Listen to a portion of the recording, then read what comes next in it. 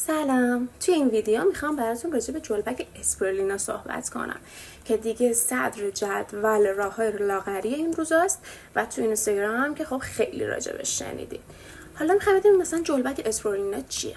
جلبک اسپیرولینا یه مکمل طبیعی برای لاغریه چون سرشار از پروتئین، ویتامین و آنتی اکسیدانه. و اصلا چرا باعث میشه که شما لاغر بشید؟ ببینید چون پروتئینش بالاست باعث میشه که برای طولانی مدت سیر بمونید و ریزه‌خواریتون کمتر شه. دوم به خاطر اینکه تثبیت قند خون میکنه باعث میشه که شما ریزه‌خواری نکنید و اینکه ولع شیرینیتون هم کمتر بشه.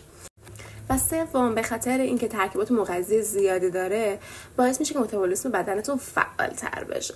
و چهارم به خاطر اینکه پروتئین خیلی زیادی داره باعث میشه که زمانی که دارین وزن کم میکنید عضلاتتون حفظ بشه که این به نظر من واقعا خفنه. توی ویدیو بعدی هم قراره بهتون بگم که چه نوع جلبکی استفاده کنین که بهتره، چه مدل، قرص، پودر و حالا هر مدلی که وجود داره. و اینکه اگه که میشه سابسکرایب هم کنید که ویدیوهای بعدی رو ببینین، لایک و کامنت برام بذارید، نظرتون خیلی برام مهمه. میخوام ببینم که براتون مفید بوده این مطالب یا نه و اینکه حتی اگه سوال خاصی راجع به این قضیه دارین میتونین بپرسین. من مقاله های خارجی و داخلیشو میخونم و خیلی مختصر توی 1 دقیقه بهتون توضیح میدم. خیلی دوستتون دارم.